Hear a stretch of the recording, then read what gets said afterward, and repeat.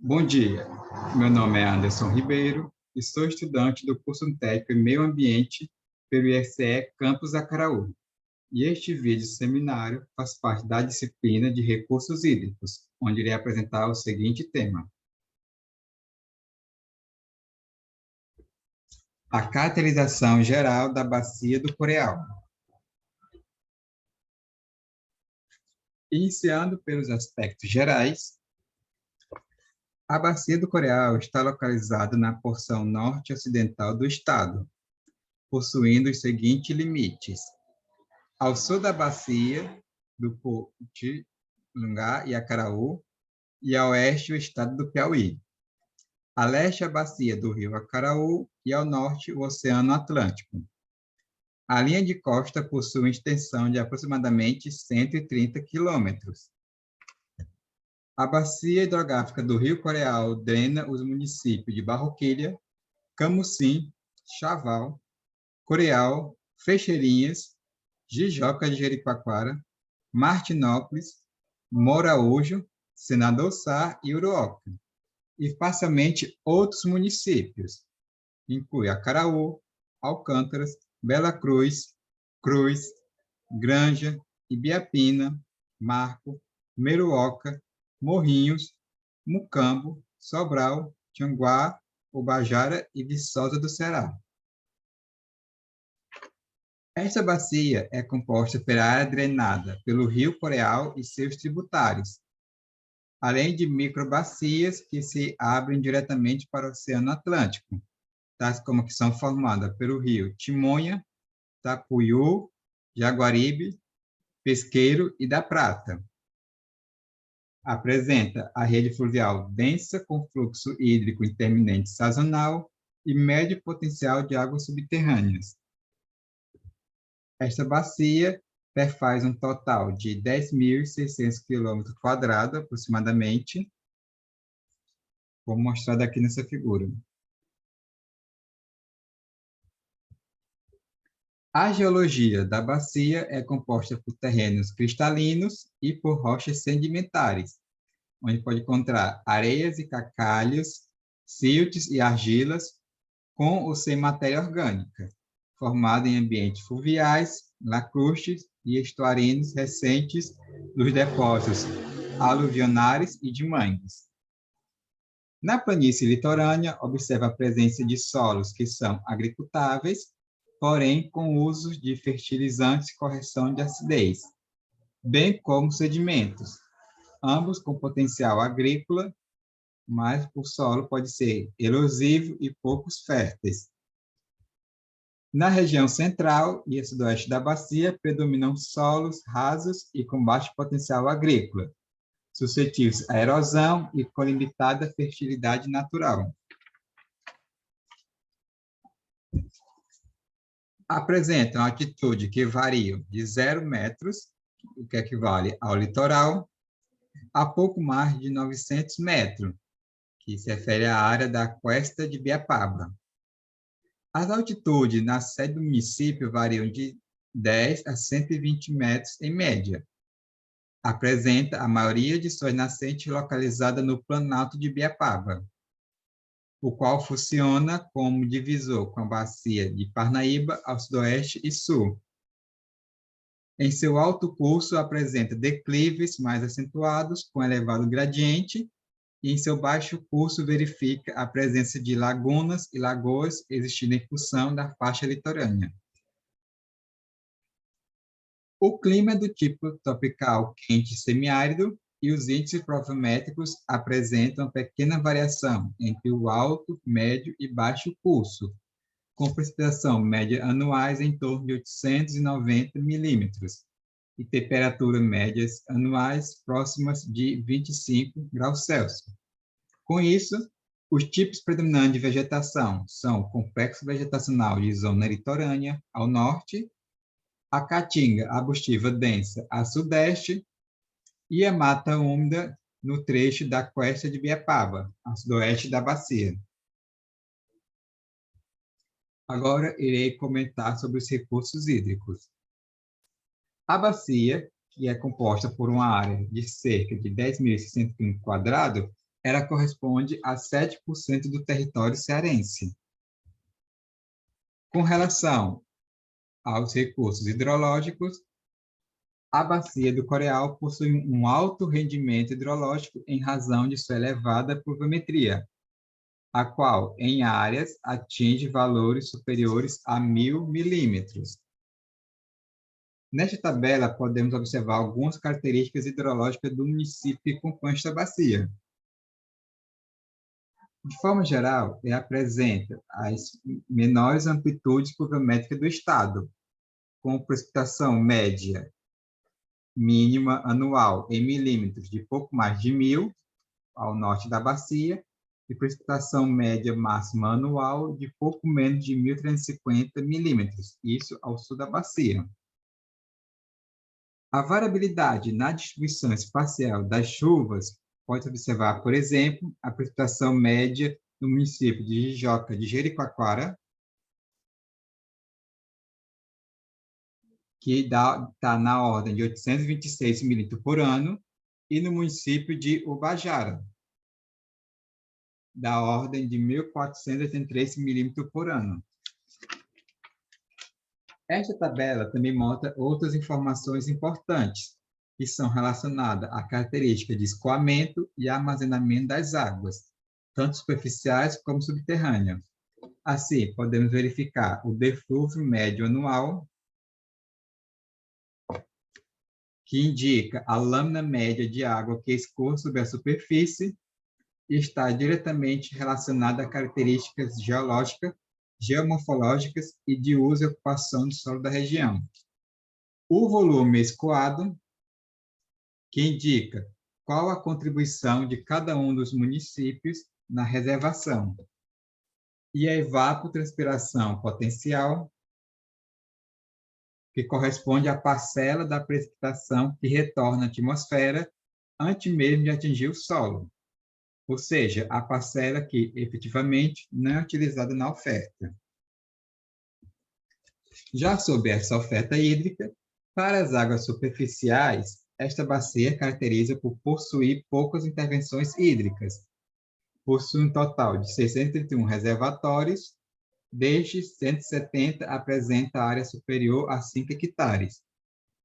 Já a consolidação da oferta hídrica dessa bacia engloba 7 dos 9 principais reservatórios da bacia, mostrado aqui na figura, assim como também nesta tabela, que possui capacidade maior de 10 milhões de metros cúbicos, tendo em vista que os açudes com capacidade inferior a este valor têm como principal função a acumulação de volume de água que fica estocada após a estação chuvosa para ser disponibilizado na estação seca do mesmo ano. Não serve, no entanto, como reservas interanuais, pois, quando da ocorrência de anos secos consecutivos, tais reservatórios não apresentam volume para o atendimento das demandas. Já com relação aos novos principais reservatórios da bacia, que são esses açudes, mostrados aqui na tabela, eles totalizam um total de aproximadamente 300 milhões de metros cúbicos de capacidade de acumulação. Já para as águas subterrâneas, esta bacia apresenta 2 sistemas de aquíferos, os de rochas sedimentares, que são essa região com área mais clara, e os de rocha cristalina, que são os que representam a coloração um pouco mais escura, nessa figura. Os sedimentares, que localizam próximo ao litoral, principalmente, se caracterizam como mais importante por possuírem uma porosidade primária, uma elevada permeabilidade, com excelente condições de armazenamento e fornecimento de água. Já os cristalinos, que ficam mais o centro para o sul, na região do Coreal, apresentam um baixo potencial, de certa forma, pois se encontra inserido em áreas de rochas cristalinas.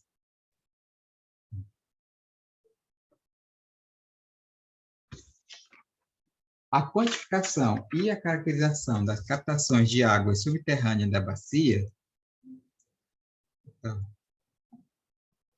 mostro a existência de cerca de 1.096 pontos de água, sendo que a grande maioria é de poços tubulares, que são um total de 1.043, mas também são encontrados 45 poços amazonas e 8 fontes naturais, como mostrado aqui nesse gráfico, com sua respectiva proporção. E ambos captam água tanto em rochas sedimentares como cristalina. A tabela apresenta a quantidade de pontos de água por município, com destaque para o município de Camusim, Tianguá e o município de Viçosa do Ceará, que detém junto quase 35% dos pontos de água e quase 34% dos poços tubulares. A grande maioria da captação desta bacia, que é representada por poços tubulares, são também eles que possuem maior dados técnicos e, portanto, os que podem caracterizar o aquífero desta bacia. Os 1.043 poços tubulares, que estão distribuídos por toda a bacia, captam água dos seguintes aquíferos: porosos, cársticos, aluviais e fissurais. Com relação à qualidade da água, para as águas superficiais, predominante as águas de 9 reservatórios localizados na Bacia do Coreal, eles são classificados como mesotróficas. As águas desses reservatórios não apresentam restrições para o consumo humano no quesito salinidade. E quanto às características de salinidade para irrigação, as águas desse reservatório se classificam como salinidade média. Já as águas subterrâneas, as águas do sistema aquífero sedimentares são de excelente qualidade química. Quanto ao sistema cristalino, as suas águas são geralmente de qualidade regular. Já por relação à demanda hídrica desta bacia, ela corresponde a cerca de 15.700.000 metros quadrados por ano, e o que equivale a 4,15% da demanda para o estado do Ceará. Já para a demanda industrial, esta subbacia representa a necessidade de cerca de aproximadamente 500 metros cúbicos por ano, o que corresponde a cerca de 0,26% da demanda estadual. Para a irrigação, tem-se uma demanda de cerca de 1.350.000 metros cúbicos por ano, para atendimento a perímetro público, com área total de 75 hectares, e cerca de 1.360 metros cúbicos por ano para perímetros privados, com área total de 997 hectares. E nesse gráfico, a gente pode observar que a grande maioria de uso de demanda hídrica para esta bacia é para uso humano. Agora, ele vai apresentar algumas potencialidades e vulnerabilidade, o que se refere também a alguns usos construtivos e não construtivos desse recurso hídrico. Com relação às potencialidades, a gente pode observar que essa bacia do Coreal apresenta um ótimo patrimônio ecológico, paisagístico, com atrativos turísticos, o que inclui o turismo, além de usos não construtivos do recurso, como a pesca. Pode observar também a presença de minerais, além de uma elevada biodiversidade. E assim como também o que foi apresentado, os recursos hídricos superficiais e subterrâneos. Vai também destacar os corpos d'água lacustres e estuarinos, e também alguns desses rios, assim como também o mar, são bastante utilizados para lazer. Já com a vulnerabilidade para essa região do Coreal, apresenta uma ecodinâmica desfavorável, com ecossistemas frágeis E, como foi falado, alguns solos são suscetíveis a processos erosivos e deposicionais. Além disso, como é uma região litorânea, também é observado desequilíbrio dos processos costeiros e também a presença de movimentos dunares, o que pode levar a uma certa estabilidade nas coberturas vegetacionais. Além disso, tanto pela proximidade aos rios como proximidade pelo mar, há uma grande presença de antropismo. Com relação à gestão dos recursos hídricos da Bacia do Coreal, existe a presença de um comitê de bacia. Esse comitê de bacia ele foi criado pelo decreto 28.233, de 4 de maio de 2006, e instalado em 8 de junho de 2006, e possui 30 membros, sendo 9 representantes da sociedade civil organizada, ocupando 30%, 9 de representações de entidade de usuários, ocupando 30%, 6 representantes de poderes públicos estaduais e federais, ocupando 20%, e 6 representantes do poder público municipal, ocupando 20%. E seu funcionamento se dá de forma regular, com reuniões ordinárias trimestrais e o cumprimento de uma agenda mensal elaborada, conjuntamente com a Secretaria Executiva.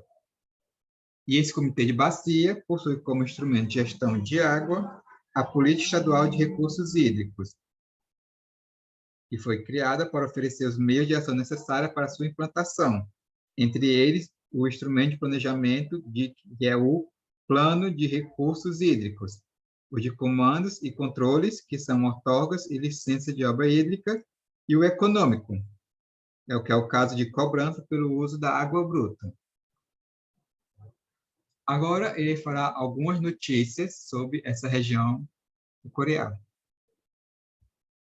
Um dos problemas que ocorre no Ceará é que, em alguns cantos, a água está cada vez mais escassa. Porém, em alguma parte dessa região da bacia hidrográfica, esse problema não afetou, devido à sua grande profundidade e capacidade de armazenamento de água, tanto superficial, principalmente. Também um ponto positivo dessa região do Coreal é que ele tem uma das maiores reservas hídricas de açude, desde 2014. Lembrando que ambas essas notícias são do ano de 2021.